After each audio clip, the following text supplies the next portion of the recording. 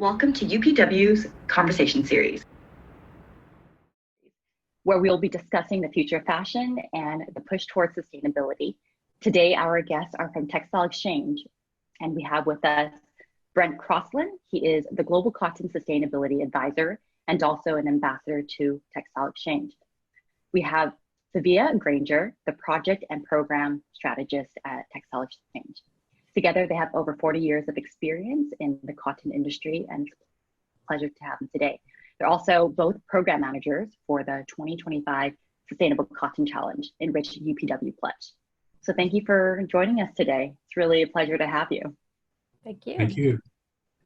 We've spoke a few times before, and I always found that you're so open to share knowledge, and that was one of the reasons why I wanted to bring you on. And you have so much insight, and there's a lot of brands right now taking the time to pause and kind of thinking through their structure, strategy for sustainability, new materials, and changing the type of materials they're using, with cotton being a very substantial natural material in the textile industry. I think this is a great time to have the conversation, and it's important. So thank you for joining us. Good to be here. Thank you. I wanted to just start with you, asking you to talk a bit about the challenge, how you got involved, and kind of give us a high overview of what the challenge contains. I might give a little history, maybe a bit of background for context. So His Royal Highness the Prince of Wales established the International Sustainability Unit, or ISU as we call it, to facilitate a consensus on how we can resolve some of the key environmental challenges facing the world. So in 2017, the ISU, in collaboration with Marks & Spencer's, the Soil Association, and several other brands, convened some of the world's leading clothing companies together with a number of NGOs and standards organizations working on sustainable cotton. And they discussed the idea of having a collaborative effort on scaling the use of cotton within the textile industry. So a small steering group within that organization, led by the ISU, Marks & Spencer, Soil Association, Levi's, Kering, and Textile Exchange all worked together to draft the Sustainable Cotton Communique, which then evolved into the 2025 Sustainable Cotton Challenge, which was launched in May of 2017. And at that time, it was 13 of the world's most renowned clothing and textile companies, with the encouragement and in the presence of His Royal Highness Prince of Wales, signed up to the 2025 Sustainable Cotton Challenge. And at the time, the commitment made by these companies equated to more than 300,000 metric tons of cotton purchased each year. And of course, that has only grown over the last 3 years. So in 2019, the collective consumption of the brands that reported to the benchmark for the 2025 Sustainable Cotton Challenge was 1,350,000 metric tons, which is really significant. So you can tell it's definitely grown in just the 3 years it's been around. So the aims of the challenge include steps to increase the uptake of organic and sustainable cotton, which will in turn increase the income of smallholder farmers, eliminate hazardous pesticides, and eliminate or reduce the amount of pesticides and synthetic fertilizer used, reduce water use, and improve water quality and soil health. And also includes positive carbon impacts as a result of more sustainable practices. And then in 2018, His Royal Highness Prince Charles bequeathed the oversight of the 2025 Sustainable Cotton Challenge to Textile Exchange. And now, as its managers, we enroll new members, we monitor progress with our corporate fiber and materials benchmark program, and we produce an annual report on its environmental impacts. So that's a bit of background on it. It might seem like a silly question, but have you met the Prince of Wales yourself? No, but Lorraine Pepper did. I actually have a couple of great photographs of her shaking his hand, which is, you can imagine. Maybe we'll have to share that in newsletter. Once in a lifetime event. So surreal. Yeah. It's great work that he started, and that Textile Exchange is taking over. And can you share a bit about your role within the challenge? What I do with the challenge is mostly work with the different initiatives. The preferred cotton initiatives is what we like to call them, and so I try to work with them, collecting their data, working with them with their different standards and criteria. We also put together, as part of it, well, it's a subset, I guess you would say, of the challenge, is our excuse me, our collection, we have a matrix of all the different standards. And what we do is we put them into a matrix so a brand can clearly look at the differences, maybe where they're similar, where they're a little bit different, and try to figure out what fits with their strategy. So yeah, so I work with them mostly, and then try to communicate with the brands along with Sevilla as well to try to bridge the gap. Yeah, so while Brent tends to focus on the initiatives, and that's his area of expertise, and I tend to focus with the brands, and that's sort of my area of expertise, but then the two of us obviously collaborate to make sure that the brands and the initiatives are connecting. And one of the more significant ways that that culminates every year is in the annual report. So the matrix that Brent was just mentioning is that that's our way of gathering the annual improvements and making sure that the data for all those initiatives is up to date and annually reported. And then we also work together with the brands with the corporate fiber and material benchmark to benchmark their increase in their usage so that they can see how they're progressing. And then of course we take all of that data across all of the 2025 signatory brands to really get a picture of how that whole cohort is working towards improvement. How do you classify what is considered as sustainable cotton? Well, we, you know, as I said, we tend to use the word preferred cotton now. I think as an industry, we tend to agree that sustainability has a lot of different connotations, and I don't think if you look at it, no one really can agree necessarily on what a global definition is for sustainable cotton, or at least I haven't ever seen one. But I think what is common, and I think everyone can agree on, and if you look at the different initiatives, they do have a lot of commonality in the fact that every one of them has a program that's supporting environmentally friendly practices.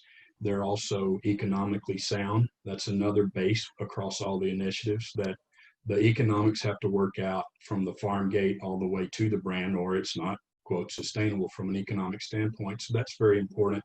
And I think the third thing that goes across all the initiatives that would be, I would believe, part of a definition is that certainly they have to be socially ethical.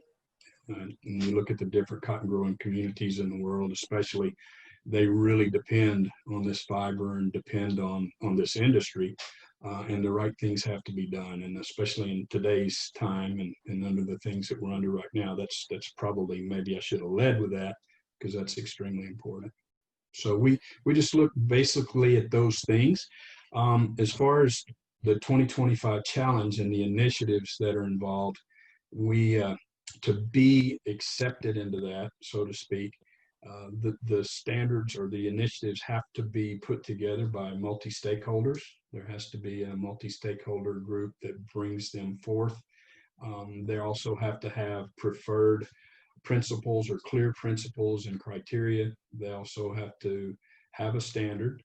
We also want to make sure that they are committed and there's a plan for continuous improvement, because none of this is set in stone and none of it's evergreen. So that's one of the main pillars that we look for as well. And then I think as much or more important as anything is it needs to be verified, either second or third party verified. So those are the things that we look at before an initiative is brought into the program. Very comprehensive approach, and both the impact, but also the execution and the scalability of it. For the listeners, there have been 2 annual reports by the 2025 Sustainable Cotton Challenge, and there are many initiatives, 10, 15, if I'm remembering correctly, many of which actually I hadn't had exposure to before.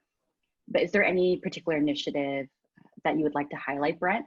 Perhaps the ones that are overlooked or may not be as popular, but you believe are doing great work?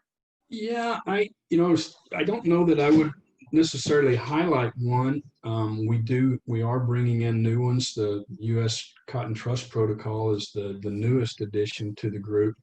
But I think in thinking about this, I think one of the things, and I think Sevilla would agree, that's come about, that's excited, is these initiatives, although they have some nuances and differences, they don't really compete And at our meeting in Vancouver, the last conference that we had a breakfast meeting with all the initiatives and some interested brands. And because of that, through that breakfast meeting, we organized what we're calling the Sustainable Cotton Committee, I guess.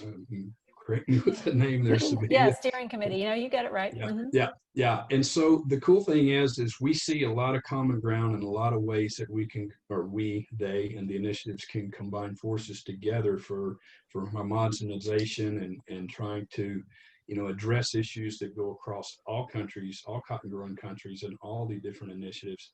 And for instance, the Delta framework has kind of come out of, not out of that Breakfast Club meeting, but some of the initiatives got together and they put together the Delta framework that looks at the different KPIs to try to get everybody on the same page and speaking the same language. So I don't know that I would point to one specifically that I would bring out or call out, but I'm really proud, and Sevilla, I'm sure, would say the same thing, proud of this collective group that seems to be coming out of there. And we meet now 4 times a year and talk about the ways that we can help each other. Yeah, it's great because it's a very complementary network of initiatives. They're not competing, they're actually coming together pre-competitively, because you can't really have one that does it all, right? And likewise, not all brands are at the same level. So different brands are going to have different goals and different needs, right? So part of what our program does is help match up brands' needs and their goals with the initiatives that'll best help them to succeed with those. So there's really no one size fits all answers. So complex problems need complex solutions, and that's what we're creating here. Yeah, it's very global. Yeah, very well put. Now, one of the topics I wanted to discuss with you is it's an important conversation, and I've been seeing a lot of articles and webinars on it. It's about climate action. And I wanted to ask you what do you think the role of sustainable or preferred cotton is in mitigating climate change? And the number that's being thrown out there right now is keeping the temperature below 1.5 increase by 2030. So what role do you think preferred cotton plays in this? Oh, it's major. And I know personally, the industry or just the world probably wouldn't think that cotton production could really do anything other than be part of the problem, when in reality now what we're seeing is certainly can be a big part of the answer and the help. And then of course from carbon sequestration and greenhouse gas emissions, if you look at these preferred cottons and all the steps toward improvement that they make, especially related around soil and soil health. If you start with soil health and you improve the soil health, many of the other things will fall into place. And I think it's very globally accepted, and we're learning more and more about the amount of carbon that can be sequestered by keeping the ground covered, keeping a crop in rotation, whether it's cotton or whatever else you put on there. But it's extremely important, and I think can be one of the major things to help us through this. I know also, not to get off track too much, but with Textile Exchange, our major new strategy now is called Climate Plus. We have a Climate Plus strategy, and we're trying to look at greenhouse gas reduction between 30 and 45% by 2030. And that's a bold step, but this will be one of the major things to try to get us there. And why do you call it Climate Plus versus climate neutral if it's about reduction? Yeah, well, it's reduction, but it's also about being sustainable. It's climate plus the things that go along with that, whether there's other things that relate to crop production or the climate, or especially the social part. So I don't think you can take the social part out of that either with climate change and the actions toward that. Yeah, it also alludes to water retention and or water sustainability, as well as biodiversity. They're all interrelated and connected. Mm-hmm. Yeah, thanks for clarifying that. Have you seen the brand's perspective change over the years working with them, and their understanding evolve of what is considered preferred cotton and its impacts, especially on climate? Definitely. And what's very interesting is that as Textile Exchange was evaluating our long-term strategy goals in 2018 and 19, we interviewed about 30 different brands at various levels, some members, some non. And we asked them about what was the most important to them, and climate impact was really the main message that we heard back across the board from all brands. So when we announced our Climate Plus strategy direction at the 2019 conference in Vancouver, that was a pretty significant announcement. We've been developing our approach over the past year. We'll be presenting that direction at the 2020 conference, which will be held virtually. So I think everyone will be very interested to hear how we can all play a role in making sure that these goals for our industry can be maintained. And in the first report, one of the ways that you categorize the impacts of the different initiatives was doing the LCA, the life cycle assessment. And right now you just mentioned the Delta. Delta framework? Mm-hmm. Yes, Delta framework. Can you tell us a bit more about that, or how you are currently measuring impact and how it's changed over time? Yeah, well, we're not involved that I know of in any new LCAs, although cotton there is a new one that needs to be developed, and I understand some of the different NGOs are trying to collaborate and work on that now. But again, the Delta framework is just more about trying to figure out what key performance indicators need to be addressed, and especially going back to the UN FAO SDGs. We're trying to make sure that all of that is addressed and everybody's looking at the same indicators. Certainly cotton is farmed differently in Brazil or India or Greece or in the US, but at the same time, water's water, inputs are inputs, and indicators of success could all be the same. So we just want to make sure that we're collecting data with the same units and the same methodology. So that's what the I appreciate that, because even going through the first report and seeing that some of the brands hadn't had that filled out, but you still tried to fit it in, and it's that reiterating the same framework across all the initiatives. And I was surprised to see that, because if it's not fully filled out, it's easy to just give a shorter explanation, but you still had the full chart for every initiative. And I think that's important for the reader to have it reiterated to us. How should we be measuring what is an effective initiative, and also for the initiative themselves to be able to have more accountability in measuring these key indicators. Right, and that reminds me, the report is very long, very, very robust. And in it sure is. Yeah, and Sabia included that there's a mention in there. Well, there's a page in there about the Delta framework, because this is new, but I suspect we'll probably put an update, I would imagine, Sabia, in the next report.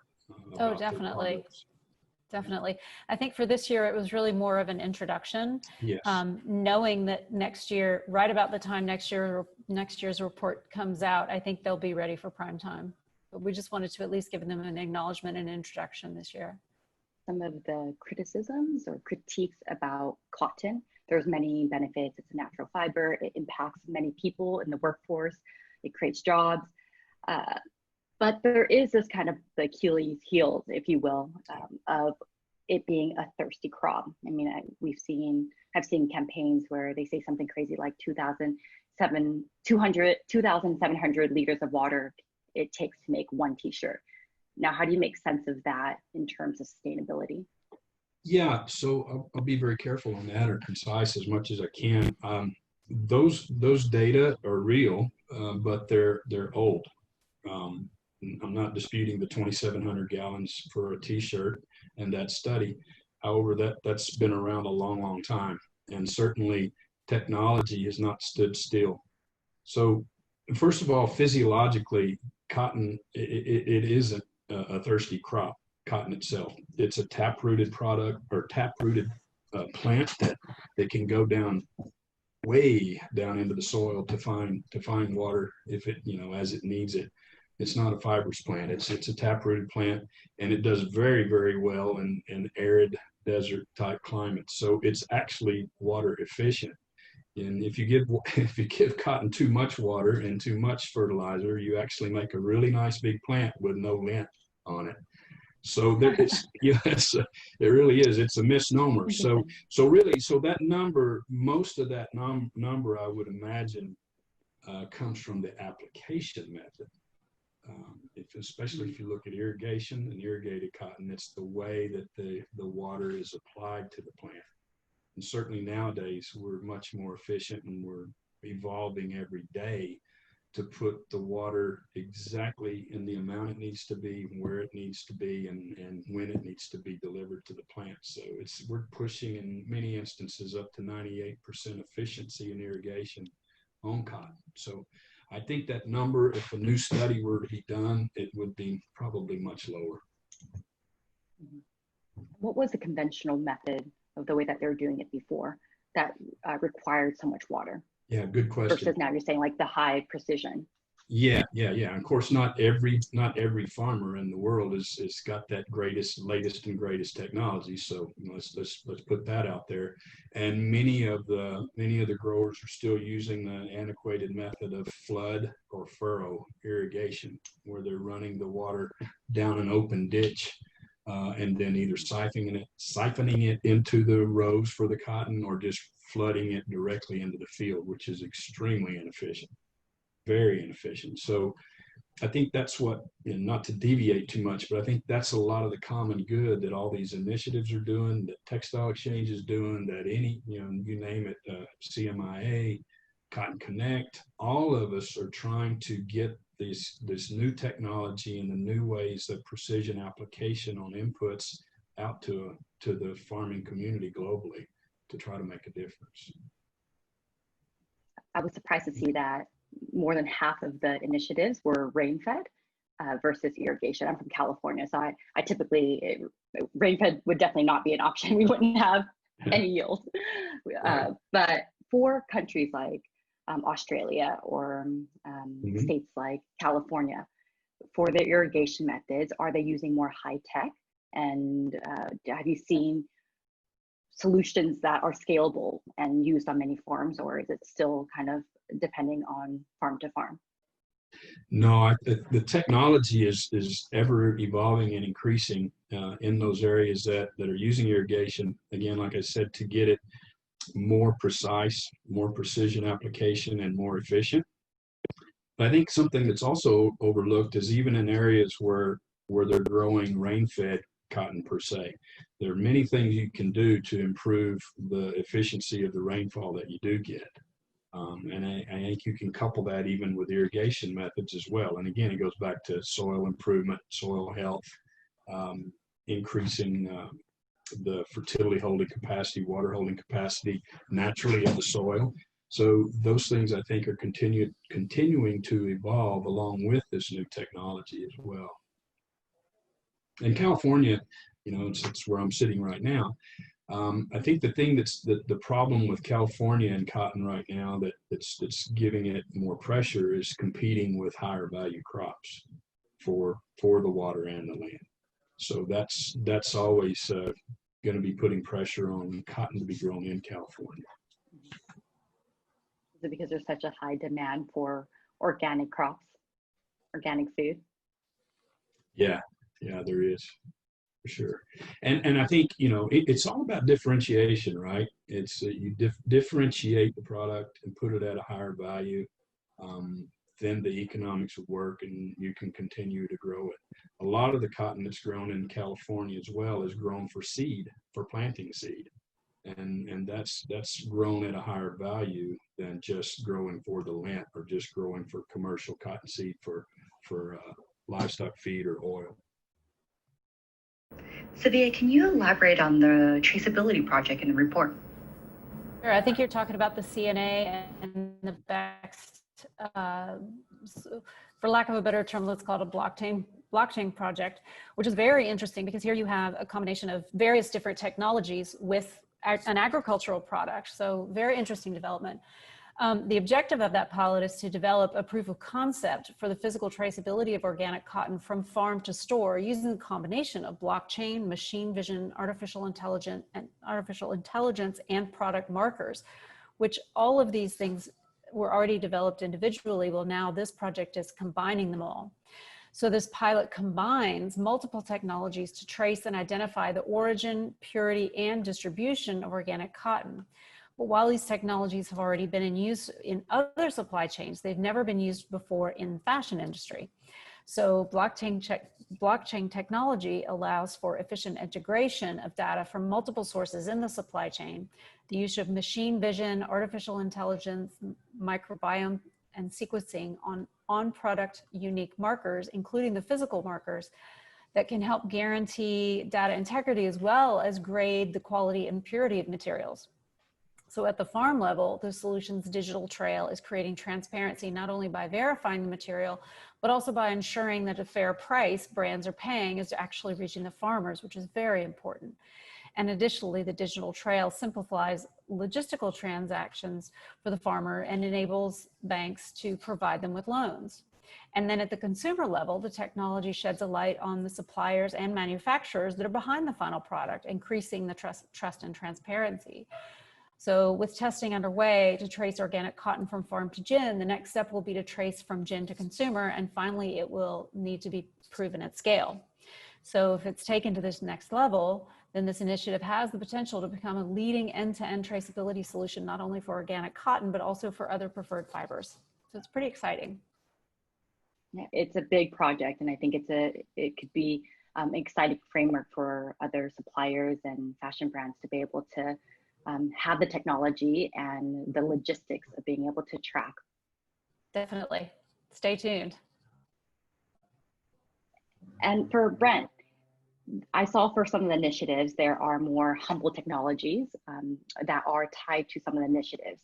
That traceability is not a separate program, but is embedded in how the initiative was set up, and there are some use of the bale identification codes.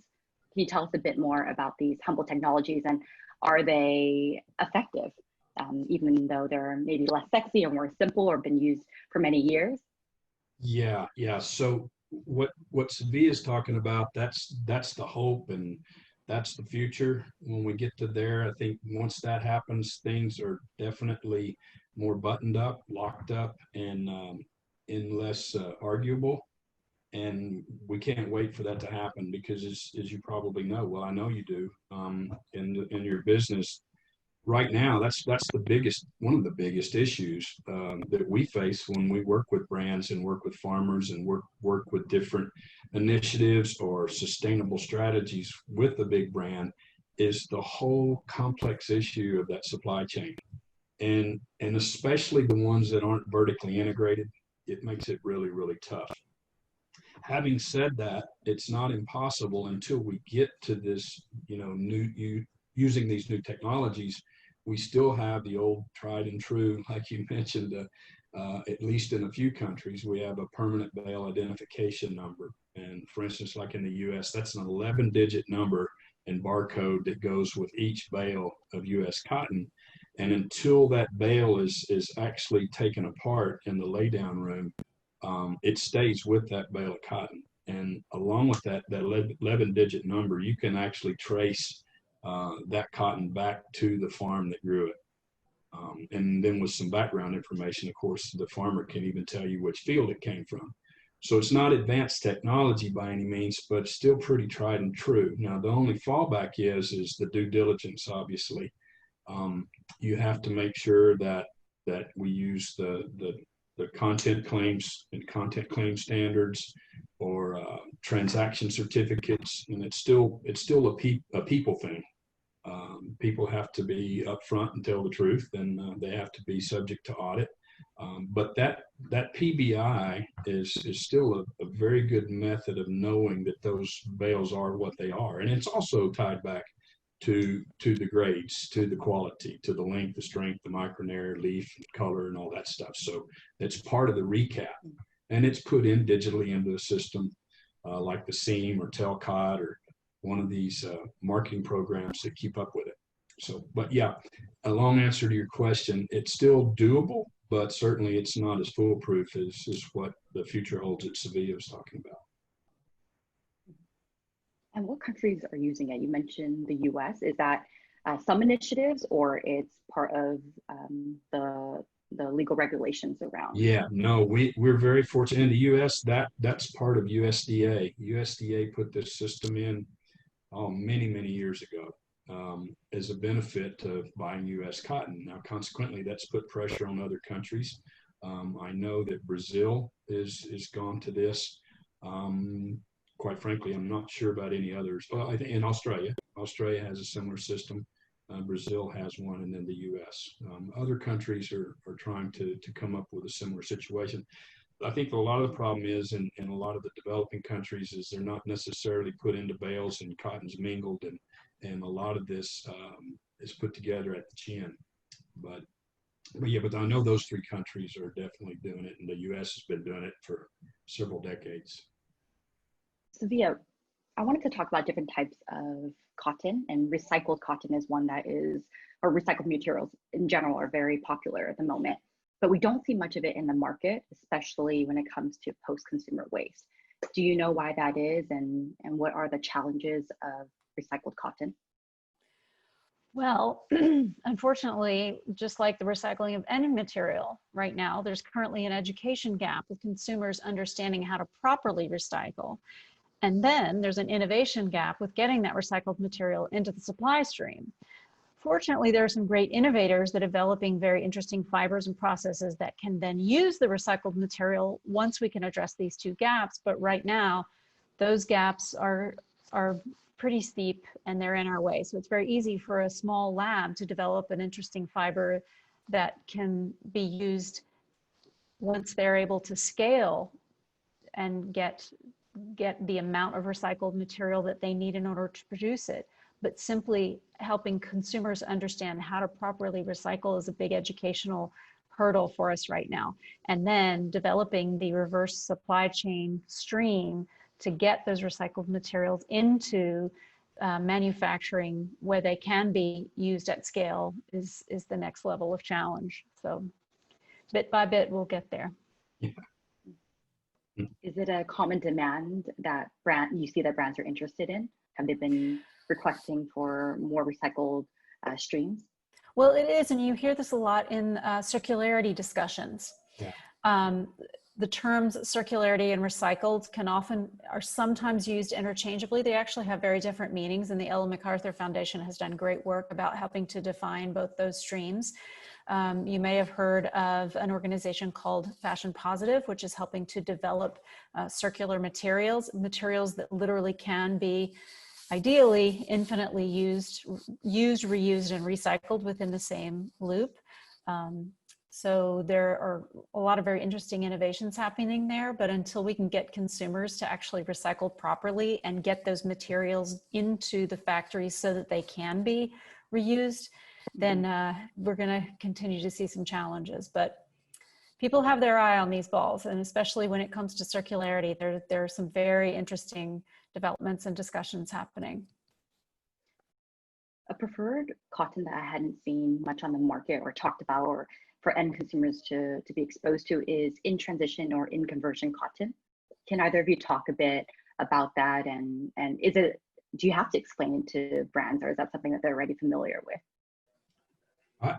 I'll start. The brands are very interested in it, especially the ones that are trying to source organic, and they're just simply hadn't, they've had a difficult time trying to fill their supply, and so they see that as a means, obviously, to scale up the organic supplies to go in transition. So I think they get it and they understand it. And what's really encouraging is we at Textile Exchange, we're working on some pilot programs now with a few brands and some farmers to try to assist them to get over that hump, so to speak, in the 3-year transition to make it work for them.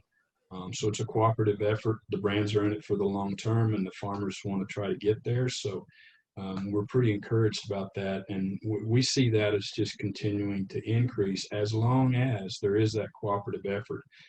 The problem in the past has been is the farmers just trying to do it on their own, and you typically see it between a 20 and 30% yield drag or yield decrease when you start that journey. Now eventually it starts getting closer and closer to conventional cotton.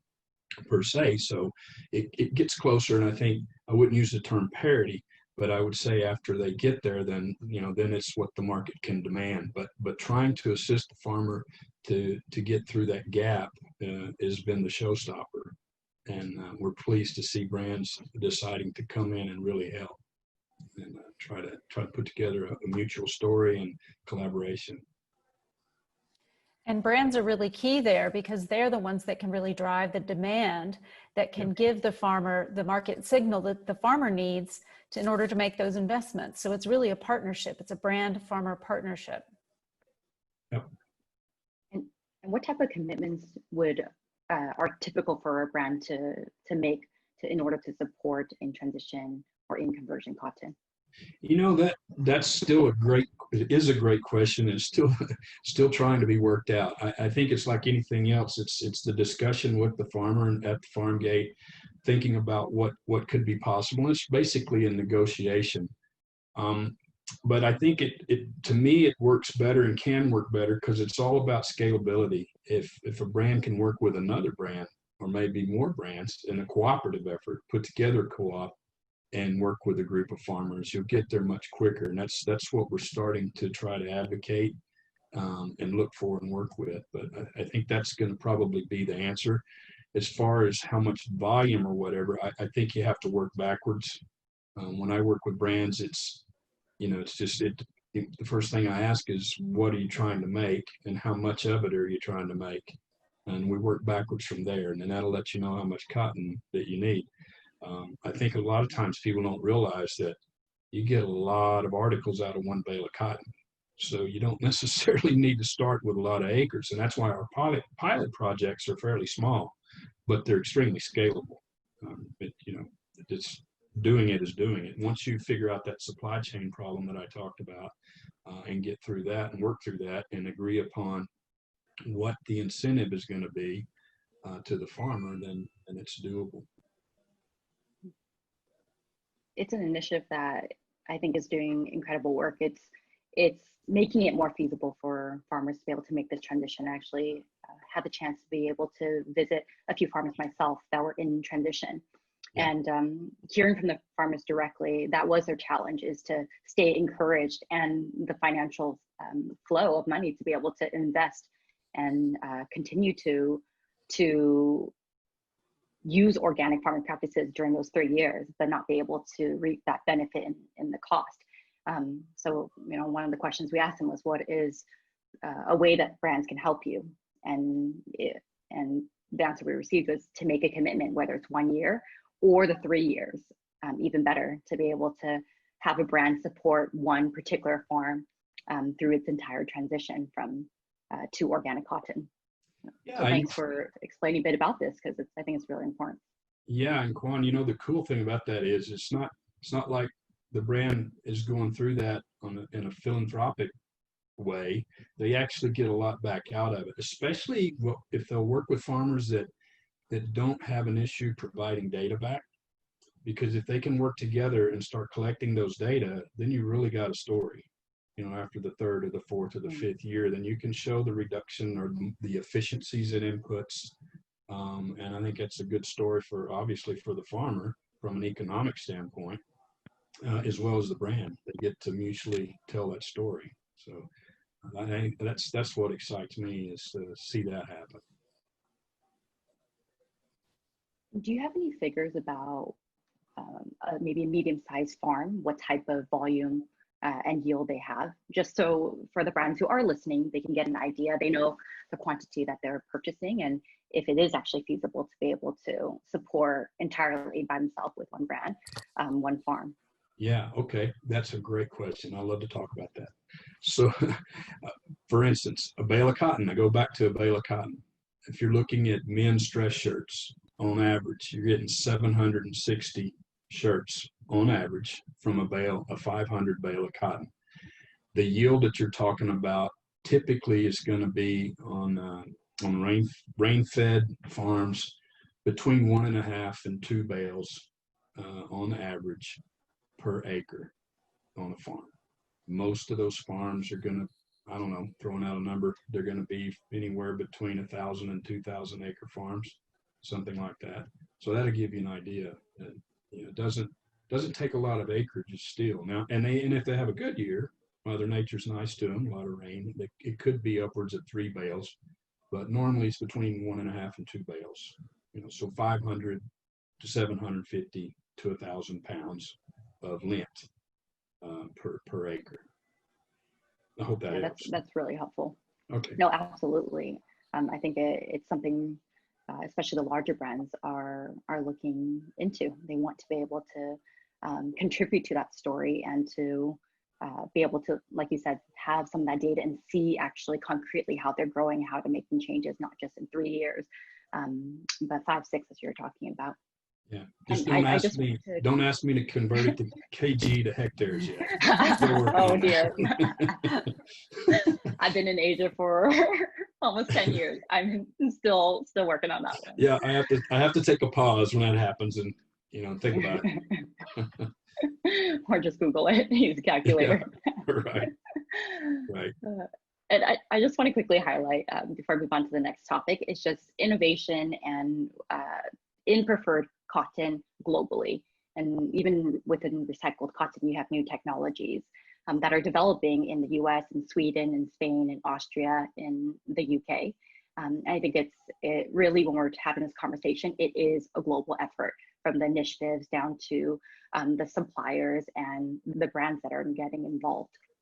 Something that I've been thinking about in regards to organic cotton is accessibility to non-GMO seeds. It's a requirement for you to be able to actually claim that you are using organic farming practices. It's one of the core practices. However, oftentimes GMO seeds can be that bottleneck. They're hard to get access to. There's limited quantity. Can you speak to this? And is it so bad not to use, is it so bad to use GMO seeds? Well, to your last question there, I think I'll take the middle ground. I think that that depends on the consumer and the customer and the person that's looking for for the product. I think it's not even arguable that it's done great things from pesticide reduction standpoint, that sort of thing. So I wouldn't say it's bad or it's good. I think it depends on the consumer that's looking at it and what they've studied and what they're looking for. So I'm not really making a judgment from that standpoint, but in regard to the availability of GMO seed, yeah, that is a problem, or non-GMO, excuse me. Conventional seed is still a major issue to try to come up with for a farmer that's wanting to go into organic farming, organic cotton farming, or transitional. So they have to have the non-GMO. I think the good news is we are seeing that slowly being remedied. And I think the reason is, again, it's consumer preference. The demand for non-GMO is increasing whether you like it or not. I just heard that I think Mexico either has or is about to get rid or outlaw GMO crops, and so it's consensus. So you give the customer what they want, right? So I think demand, it's just economics. Demand is beginning to allow companies to go back into conventional cotton breeding and not look at the traded seed or the GMO seed. So I think there's a viable business that's happening. I know for one company, Gowan, for instance, Gowan Cottonseed is coming into that business, and they don't want to get into the traded business. They don't want it to be GMO. They want to maintain a conventional seed base. So I think demand is generating that, and I believe you will see that. It's going to take a long time. It's going to take some time, but it is. I think it's better than it was even 2 years ago. Jumping forward to talk about the future of fashion. ROC, it's the first time I've heard about it, regenerative organic certified, in terms of I believe it's in its pilot framework, the certification being drafted. This is almost like a full circle moment of the top tier, the premium of what you've been. Is it actually the highest point, or can you see something going beyond it? And can you give a high level overview of what it is and how's that different from organic cotton? Yeah. So There's like 3-4 questions in there, so just pick the one that you want to answer. I'm very good at asking multiple questions in one. I'll start from the agronomic standpoint, and Sevilla may have some things from a brand standpoint or from a fashion standpoint or supply or demand standpoint. But thinking just about farming, what we're supporting is what we call going along the continuum, and it's about improving your practices as you go. We're just trying to support farmers to take those steps and try to just continually to try to get better. And so they're going from conventional to transitional to organic and then on to regenerative. Now, regenerative sounds like a big word, and it's a long ways out there. But what regenerative really is combining old methodologies that have been around for many years.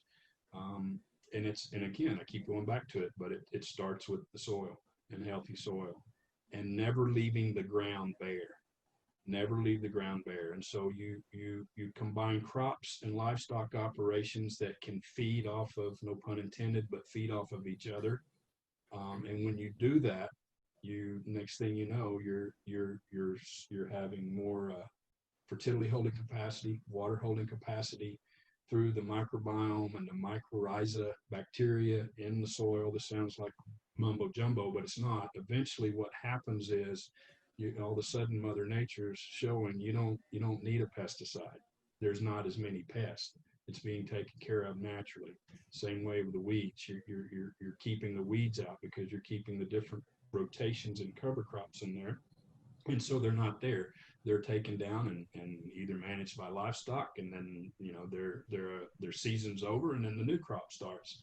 So your inputs go down while hopefully your yields go up, and that's business. That's a good business. So not to make it overcomplicated, but when you finally get to regenerative, you ask, is there something better than that? And I can't imagine that there would be. I've met a few farmers that have finally gotten to that point. And it's also about quality of life.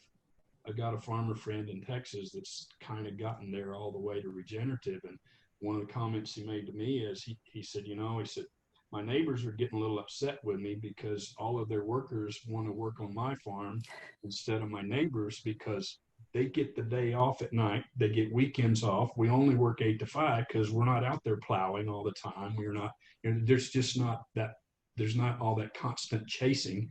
And he said, I don't have to continue increasing more and more and more land. He said, I'm actually making the same amount of money that I made on net return with 30% less land than I had 10 years before. So that's a great story. So it sounds like I'm preaching, but I really believe in it. I think that's, when we get there, we're going to make a lot of differences. Via, do you have anything to add about the response from brands on ROC, given that it's still in its very early stages? Well, unfortunately, because it's in its early stages, it's actually, the scale is quite limited right now. So for a brand's perspective, it's a little challenging. However, it is the gold standard for sustainable cotton right now.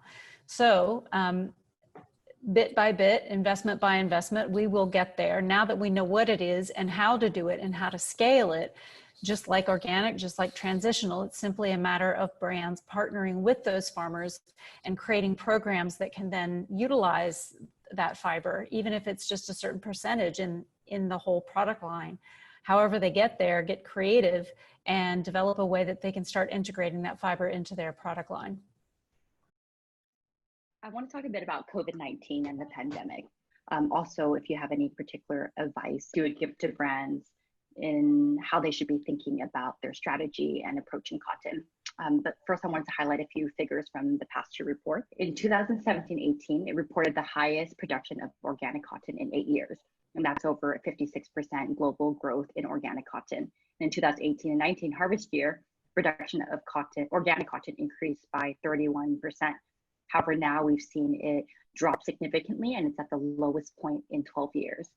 So there have been many back and forth discussions on whether the price will keep dropping or if it'll come back up as brands are restructuring to prioritize sustainability.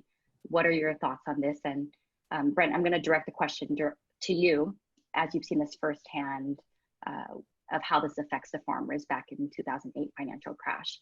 can you give some words of encouragement as the industry wrestles with this question? Yeah, I'm not an economist, but I know several people that are cotton economists, and I've had this discussion with them. So it's not necessarily for me, but and I'll try to answer all that. There's a lot there to talk about. If you look at 2008, one of the major problems there was speculators into the exchange, into the Board of Trade, in for cotton, and the speculators ran the price up. So you would think, and the price got all the way up immediately, just like overnight. It went from, I don't remember the numbers exactly, by the low 60s all the way up to $2 a pound just within a day or two. And you would think that would be a great thing, but it really wasn't, because many of the merchants, the traders, and I'll try to make this short, but they were long on cotton. And then they had problems with margin calls, and margin calls were made, multi-million-dollar margin calls over the night with their lenders, and they all got put out of business.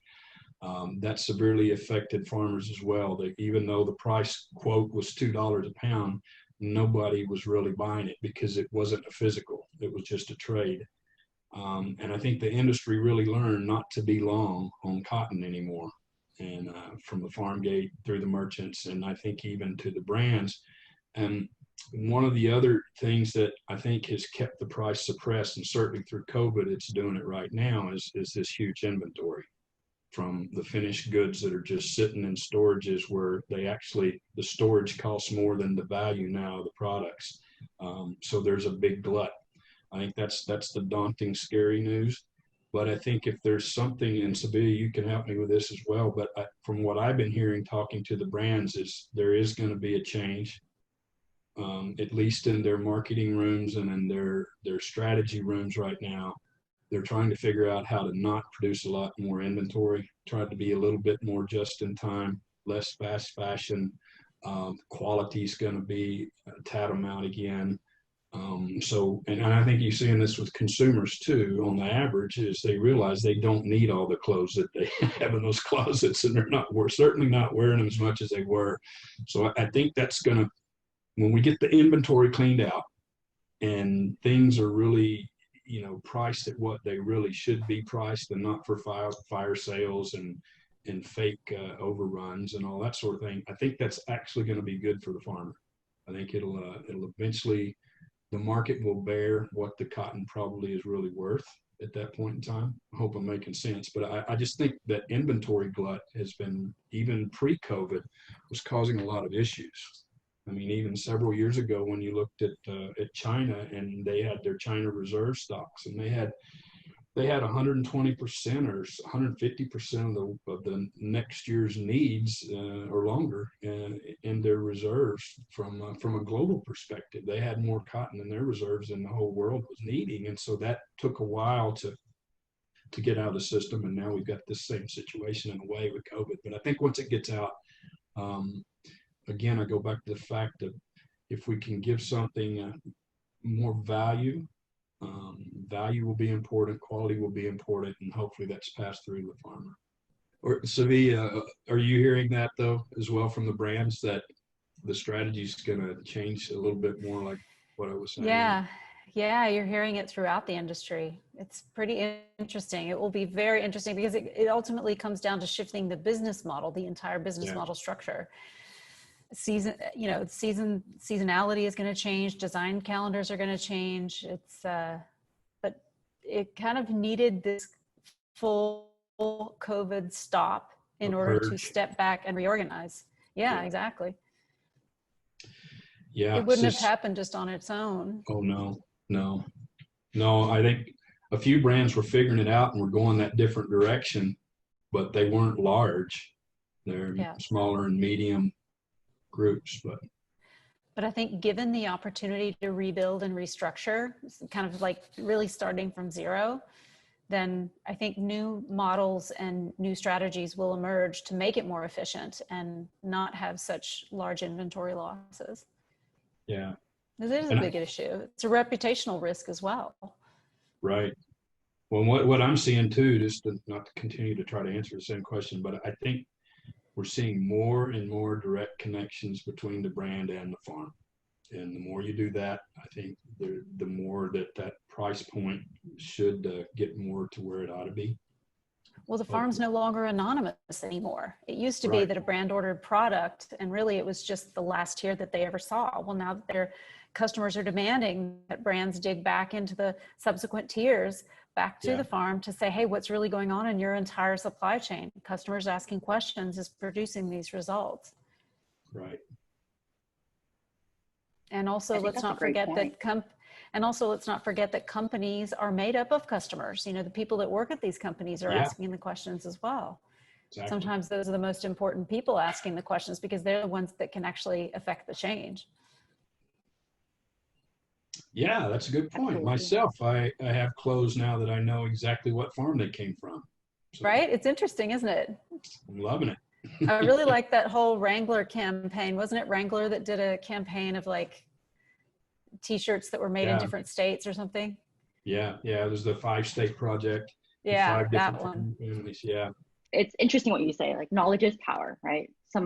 As people within the company are having more knowledge around sustainability and consumers are asking more questions, then we're actually having deeper change and more radical change, as well as accelerated change. And it's really important for this period of time. Also, the point that you brought up, Brent, brands connecting directly with the farmers themselves and being able to know their story, but also pay a fair price to farmers, as their profit margins are probably the slimmest of anyone within along the supply chain of cotton. Yeah. I think the problem has been, what I've seen is when we have actually put farmers and brands, so to speak, together, it really didn't take as much additional revenue as you would think, or additional incentive to really help that farmer when you look at the price point of the end garment. For COVID-19, I know you mentioned, Brent, that you had your first site visit in person to a farm last week or the week before.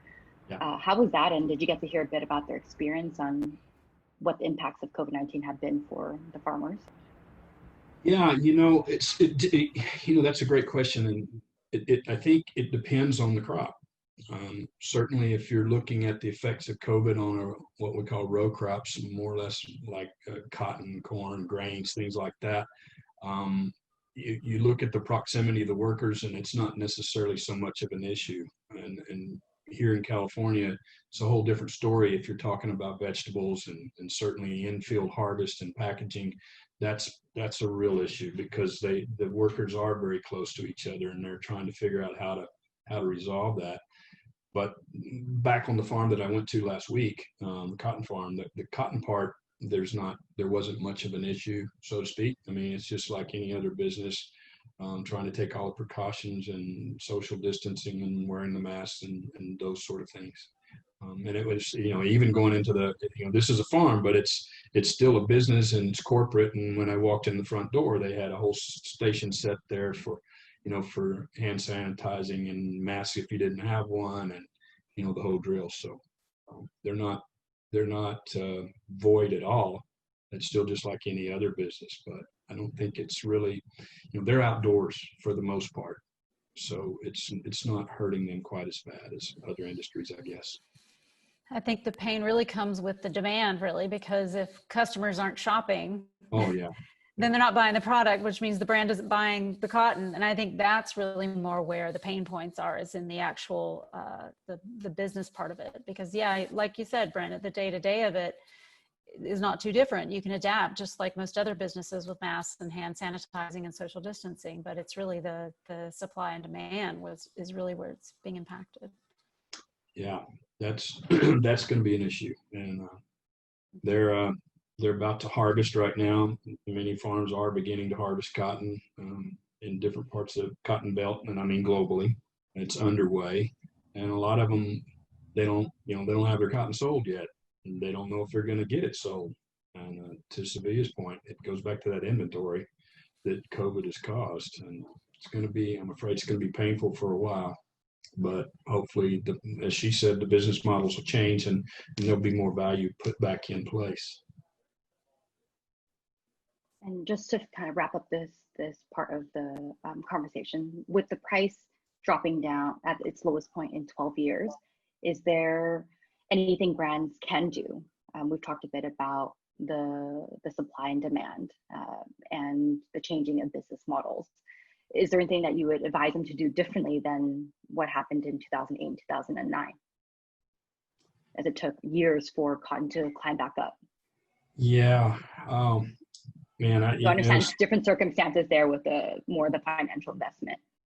Yeah, and there's not, I don't think there's anything short term that can do as an industry, because the whole industry can't make that big of a leap at once. But if I'm talking just to brands, I would encourage them to try to seek out these relationships like we talked about, and try to do some pilot programs, or try to look at a different business model short term. Maybe it's not going to be but one particular product line that's small volume, but test it out and see if you can do it, and incent those farmers for that preferred cotton and get a relationship going. And again, I keep going back to the fact that getting those data from the farmer that can tell the story is of great benefit as well. So I know that's not going to change the world overnight, but I think over time it certainly can't hurt, and I would encourage brands to really think about that. I'm curious, have you done any virtual audits? I'm sure that's part of what brands we want to see right now, is to meet the farmers, not just on a Zoom call, but be able to see their operations. And with the travel bans, I imagine it's going to be quite a while before they can do that. So as brands are, scoping out who to work with and trying to better understand their operations, is that something you foresee that could happen or that you've been part of? Yeah, not to necessarily make a big pitch for Textile Exchange, but I'll make a pitch for Textile Exchange. we have cotton ambassadors in each cotton growing country, and we're working on these pilot programs as we speak. And I think if brands are interested in meeting some of these farming groups in other countries, cotton farming groups, or major cotton farmers that are doing these things, that are going along this continuum and would be good partners, I think we could assist, and we know who they are, and we wouldn't mind, being involved and help bridge that gap. You mentioned the audits. I don't do any of those. I talked to our colleague Lee Tyler the other day, and certainly some of these audits on farm, especially in manufacturing, are having to be done virtually. And I know even with BCI and some other the initiatives, they do their farmer assessments and farmer audits, and part of it, even pre-COVID, was done as what we would call, like, I guess for lack of a better term, a desktop audit, because a lot of these things that you're trying to prove are things that are paper trails. So as much of it you can do virtually, they're trying to do, but eventually we're going to have to get back to the farm. Okay, we are in 2020. Do you have a vision of what preferred cotton would look like, and the future of cotton in 5 years, hitting the 2025 challenge mark, and another big marker, 2030, and even kind of dream away of what that ideal would look like in your mind? What would that be? Well, since we're talking about the 2025 Sustainable Cotton Challenge, the vision is to have all cotton across all industries come from sustainable sources. Even looking farther down the road, I'd really love to see 100% regeneratively grown cotton across the board, and all cotton waste contained in a circular system. That's really the gold standard vision. Yeah, I would have to agree. And even if you look in the report, certainly with the brands that we have in there, they're committing to 100% by 2025, but we're hoping that collectively worldwide we'd be at 50% preferred fiber being grown in the marketplace. And then of course we mentioned earlier, by 2030, if you just focus like on the greenhouse gas reduction, we're hoping to be at 45% by then. So we've got a lot of very strong, ambitious goals, but we're hopeful. Can you remind me again, when was the 2025 Sustainable Cotton Challenge first started? In May 2017. It was in 2017. Okay, so you're just at almost the halfway point, not quite there, and you've had so many brands join in that time. You went from 13 to what the number is now. You'll have to remind me, but how does that feel for you to see the challenge have so much traction? It's great. It's impressive. I mean, the best thing about it is not necessarily the numbers of brands, but really the impact that it's creating with the farmers and the upward trajectory virtuous cycle of, you know, when you have a project that gains traction, the word of mouth, and really it's not about the project itself. It's really about the partnerships between the brands and the initiatives. Like we were talking about earlier, the network of these initiatives and how they can all work together to help brands achieve their sustainability goals. So it really all starts with brands creating their own sustainability goals, what's important for them, what's important for their consumers, and then working with initiatives to help achieve those goals. It's very possible. We have enough variety in the system now, and a variety of scale, variety of SDG opportunities. There's really something for everyone. And when you grow a program to that scale, you get this benefit of size, really, where you have so many brands and so many initiatives working together. You create exponentially more opportunities for both sides. So that really creates much more incentive for both sides to join even more. Are there any common hurdles, pushbacks that you've seen brands have to face over their time in incorporating preferred cotton, and what are some of those challenges, and what type of advice would you give them as they are at the crossroads making this jump? I would say that there are always many more challenges than there are successes. So if you hit a challenge, you just have to keep the long game in mind and keep going. Like, you're gonna have challenges. That is more the norm than the exception. The exception is when you have the success. So one of the things that we try to do in the challenge, especially in the report, is to highlight the successes that brands have had so that others who are reading the report can really learn from it and think to themselves, oh, well, I could use that kind of thing in my business. Or, hey, you know, I'll pick up the phone and I'll call that brand. Like, how did you guys get to that success? We've seen several mentorships evolve through this by literally brands that would normally be in competition with each other, actually combining efforts to, for example, put in bulk orders together so that they can reach a minimum order quantity that neither one of them could achieve alone, but together, by working together, they can actually meet a minimum order, which then helps the factory maintain their certification, which helps them work with the farmers so it can go all the way back. So really, just literally by growing the program, we create more opportunities exponentially simply by opportunities like that. So when it comes to challenges versus successes, you just can't let the challenges get you down, and it's determination and grit. Just like anything in life, that's what's going to give you success, and you have to find it. It's out there. And I encourage everyone to read through the two reports. They're phenomenal.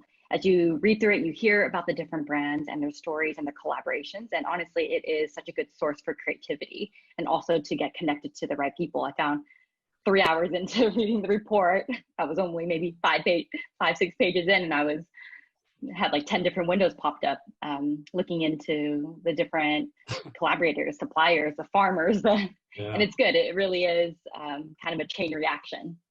Yeah, it is meant to be an inspiring piece because you are going to hit the challenges. How do you get through those? By knowing that other people have been able to get through it and see success. That's what will give everyone optimism. So that's a large part of what we're looking to create with that. But yeah, it is a pretty hefty novel.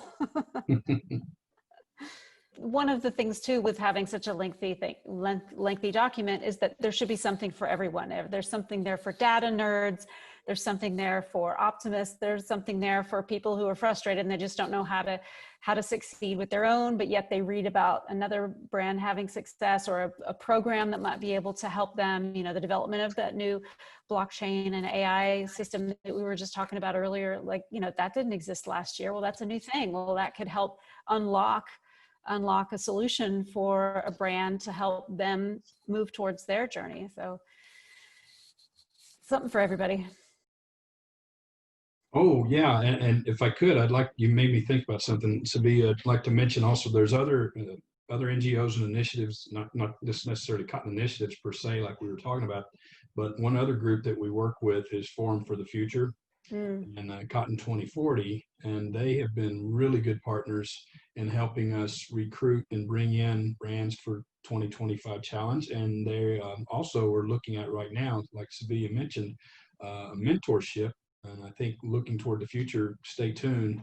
I know they're trying to work on something to that effect to try to get brands that have really taken on and understand how to do this to maybe bring in a mentorship to some other smaller brands or brands that just are totally, trying to understand which way to go. It's so important because really there's a lot of stuff that you can learn on the internet. You can Google up all kinds of stuff on the internet, but what we're talking about here, it almost doesn't exist. So really the way to do it is literally to connect with those that are at the bleeding edge of all this work, to connect those at the bleeding edge with those that are trying to get there so that they can lead along the way.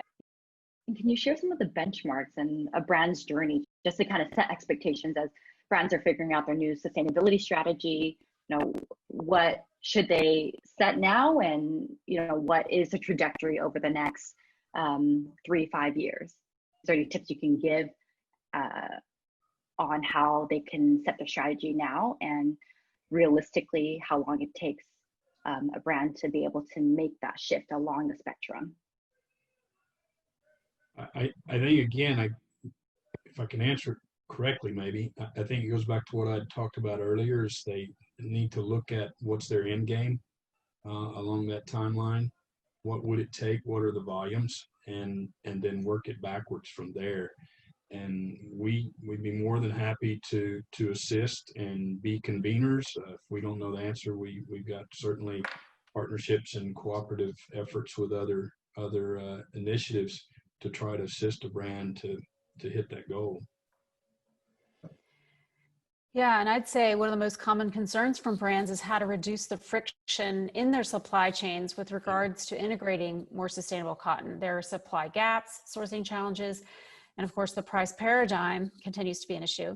But my advice to brands looking to make the jump is to start with one line, one program, one vendor. Pick an easy win, something you can manage. Create a productive partnership with one vendor or one product, and then build on that with other vendors and other products. Don't try to take it all in one bite. How do you eat an elephant, right? One bite at a time. How do you get there? One step at a time. So just pick something manageable, create a start, get some motivation and momentum with your vendors, within your company, with your CEO, and build on it from there. Reach out to your network for mentorship and advice. One of the best things about the Textile Exchange community, like we were talking about, is the pre-competitive nature of our community. Colleagues whose brands might seem in direct competition, amazingly will work together when it comes to encouraging each other to succeed in their sustainability goals, which is incredibly inspiring to see. I wanted to end this conversation just asking if there was any stories that stood out to you that you wanted to highlight from this past annual report.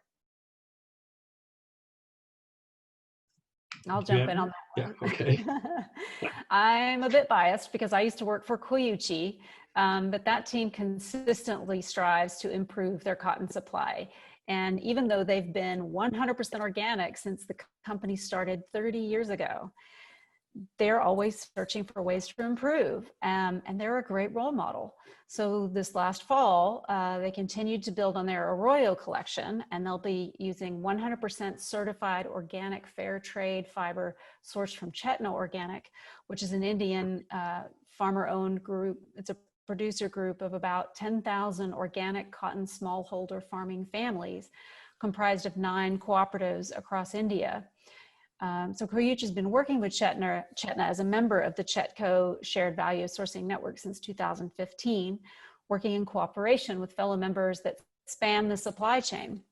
So Chetco's collaborative sourcing efforts have generated 400% increase in organic cotton purchases from Chetna's farming communities, which is pretty astonishing. and the impact of improving the procurement process and the payment timing for these farmers really sends a clear message of market demand that provides economic security needed for the longevity of those communities. And it's a brand like Koichi that really helps to make all that possible. So here you really have a direct connection, brand, farmers. They're really showing other brands how this can be done by virtue of just doing it themselves, being great role models. Yeah, we got several stories very similar. I mean, with Lindex and Cotton Connect, and working with Indian women farmers, and there in the country that are having, you know, some struggles, and teaching them some things to try to get around some of the hurdles at the farm gate. I was pretty impressed with. Same thing with CMIA, as always, in Sub-Saharan Africa, and some of the things they're doing to assist the communities and trying to get them along the continuum. So again, it's just direct brand interactions with those initiatives. I think it's pretty cool. But we got tons of them. I don't want to single too many out. Well, Brent, Sevilla, thank you so much for joining us today. It was a pleasure to have you. And I encourage everyone to read the report, the 2025 Sustainable Cotton Challenge, and to pledge. We'll provide the link. Thank you very much again, and have a great day. Appreciate your time. Thank you. Take care. Enjoyed it. Pleasure. Bye. Absolute pleasure. Thank you, Kwan.